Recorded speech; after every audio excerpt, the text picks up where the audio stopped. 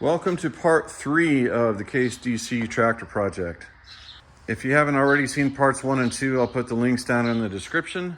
And I've just recently created a Facebook group for antique cars and stuff. I have a link down in the description, or you can just go to Facebook and search for antique cars and stuff. I checked the oil one more time, and honestly, about an 1/8 cup of pure green coolant came out of the drain plug before the oil started coming out. So I'm gonna go ahead and move forward with this project. I'm gonna take off the head and take a look at the gasket and the valves and the pistons and the rings and the sleeves, and perhaps even remove the sleeves so we can replace those O-rings down inside there. I've already got the oil drained out of the crankcase and the clutch side. I haven't yet got the coolant system drained. I took the cap off the drain pipe right there and nothing came out at all. And long story short, it was and is still just packed full of sludge in there. There's no liquid coming out of it at all. I tried a couple of different types of tools to poke up there and twist around. So if we can't get that unclogged, I guess we'll have to remove the lower radiator hose, which is going to be a little bit more messy, but you gotta do what you gotta do. And look what I found here on this lower radiator hose.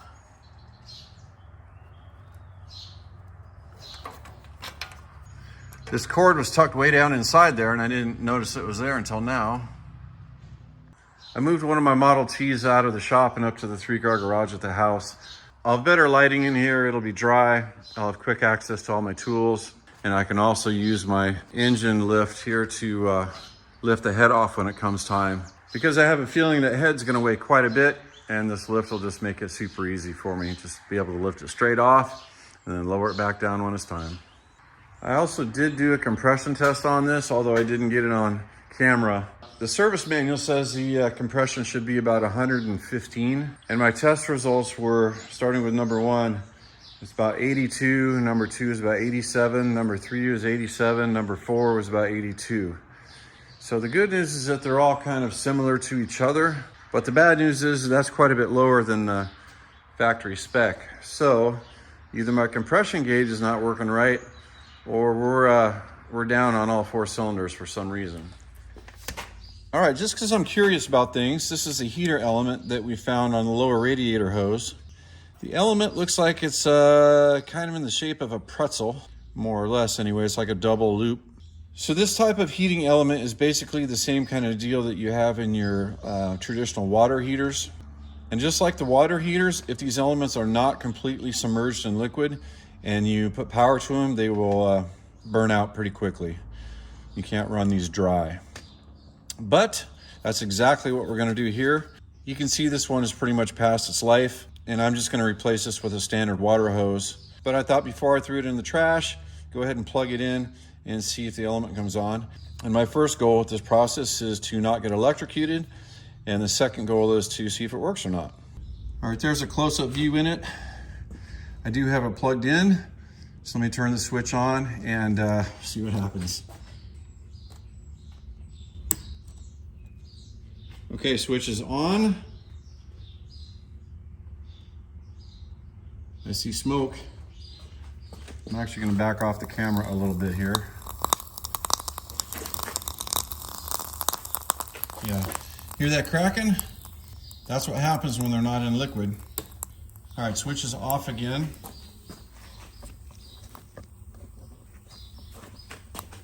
Well, I'm surprised it still works actually with that frayed wire there. It was only on for a few seconds and that's still hot to the touch. That's really amazing. All right, to remove the hood, there are 3 of these hold downs on each side. There's 2 right there, and then there's 1 up the front of the hood there. I've already done the first 5. I just want to show you on this last one how it works.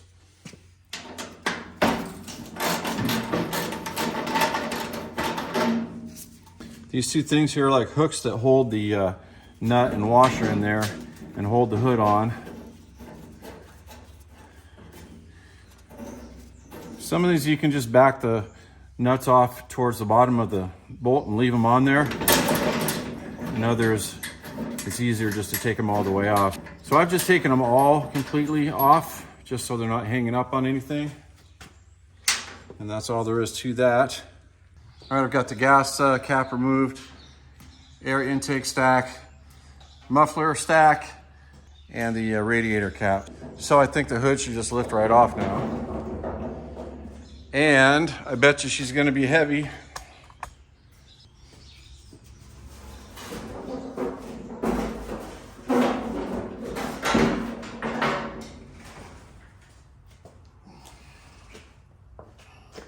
She's heavy, but not too bad. Let's look at a couple things over here before we go any further. It's got an interesting crankcase breather on the side of the valve cover. And it looks like the head bolts on this side are obviously exposed. They're not underneath the valve cover, but of course the ones in the middle and on that side are all gonna be underneath the valve cover. It's kind of a unique way to do it.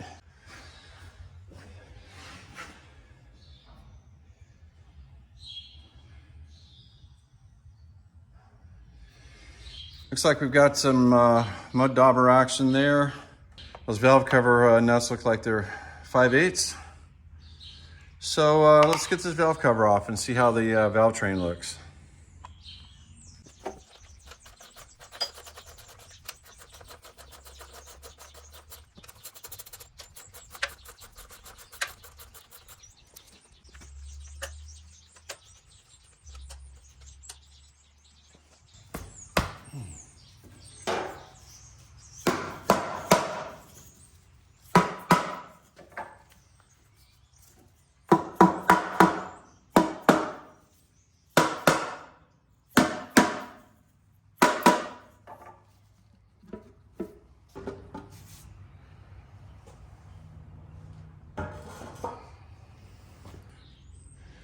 Well, guys, take a look at this.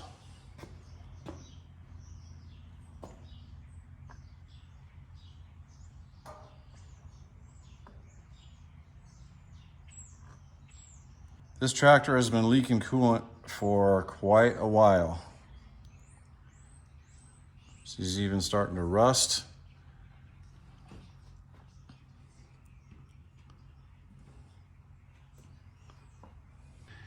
And you can see that liquid down in there. That's not oil, that is coolant, or at least mostly coolant with, some oil mixed in. I am sure glad I didn't run this any more than I did.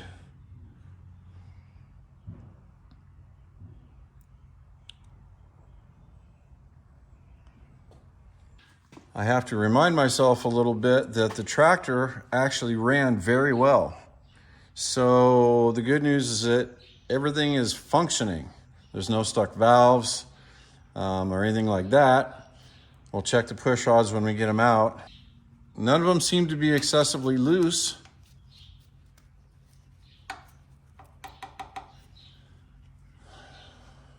All right, I guess the next thing to do is remove the rocker arm assembly and the push rods, and then we can think about getting the head off.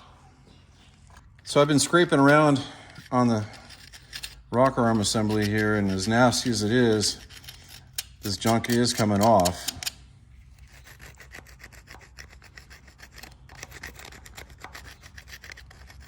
And before we move on any further, take a look at the inside of this valve cover.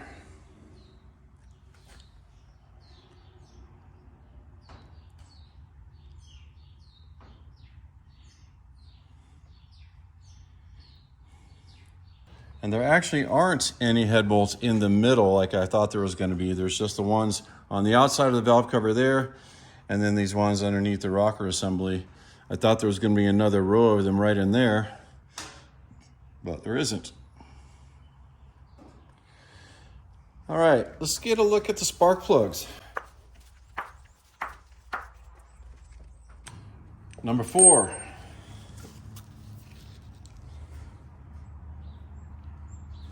Number 3.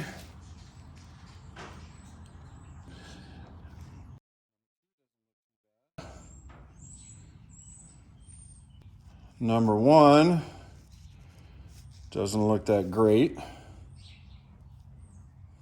And I've got the motor rotated to the compression stroke of top dead center of number 1, just so I'll have a baseline and know where things are.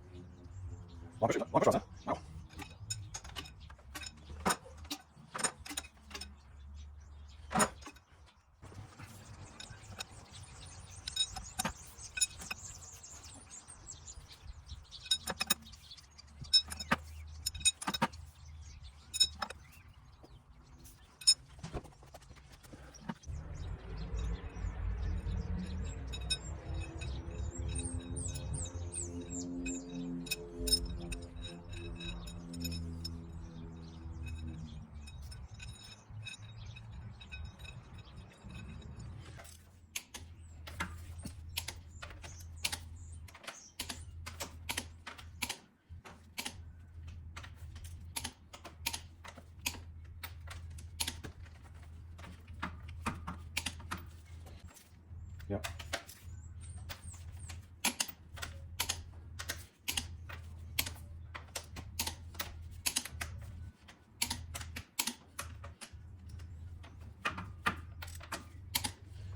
Good morning, everybody. Looks like it's going to be another beautiful day. This morning I've already got the carburetor removed. I've got the entire air filter assembly removed. Of course, that went right there and connected to that. I've got the manifold clamps loose. Then I can pull the entire assembly off.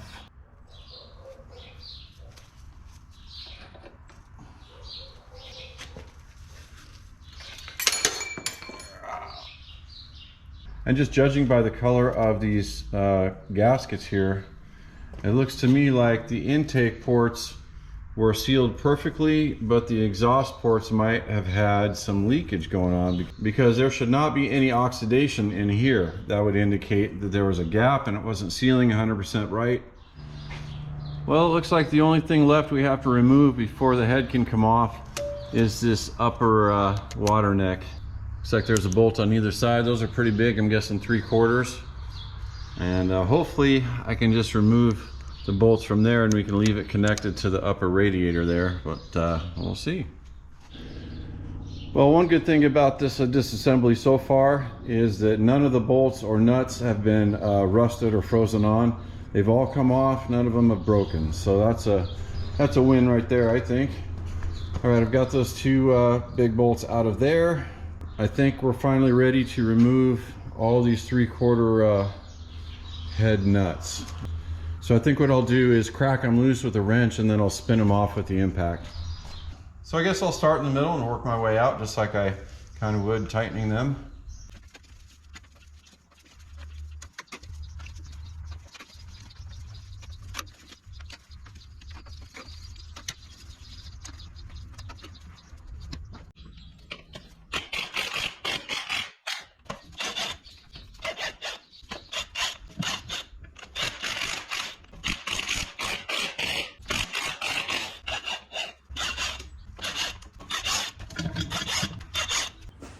All right, I've got my leveler attached and leveled.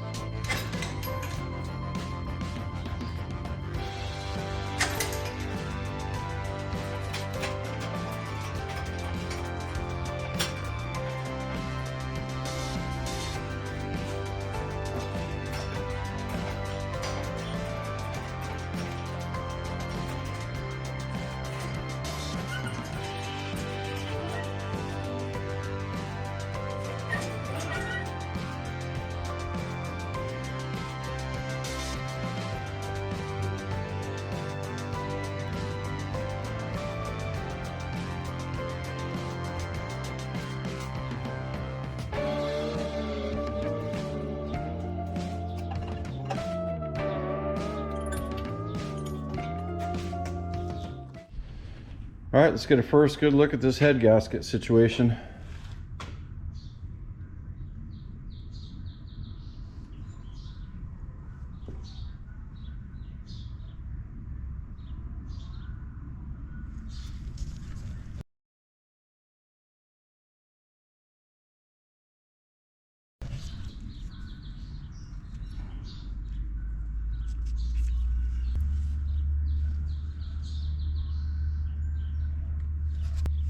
Oh, there's a crack in the head gasket right there on both sides of that oil tube.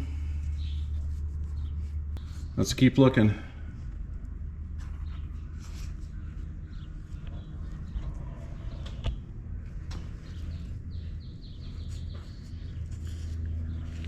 Yeah.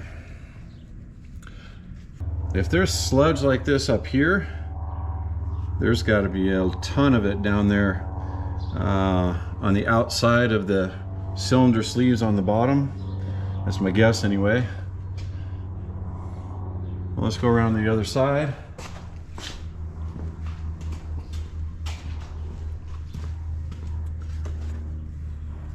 That's just dust from removing the head.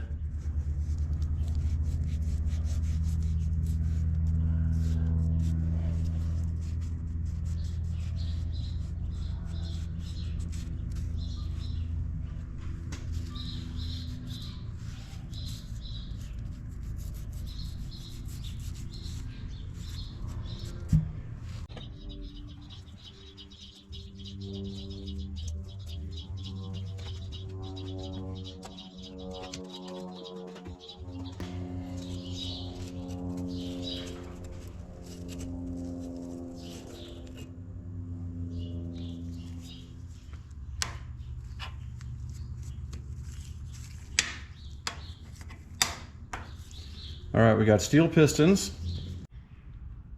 So let's check the bore size. The factory size was 3.875 inches. 3.8735. 3.875. The tops of the pistons do have some carbon buildup, but it really does not look terrible at all. And the cylinder walls actually look really good, which I am happy to see. All right, if you look down here, you can see where the push rods go, and then right there is the camshaft.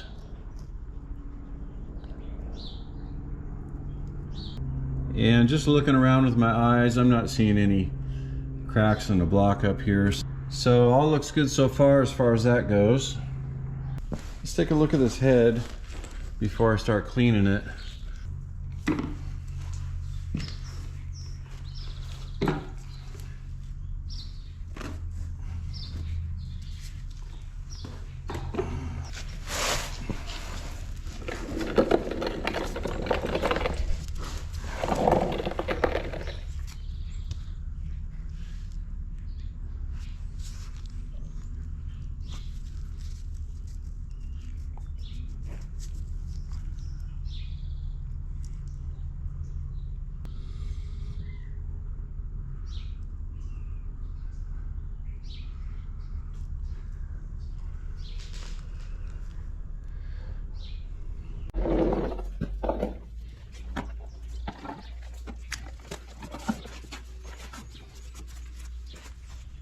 So I think this is a good place to end this video.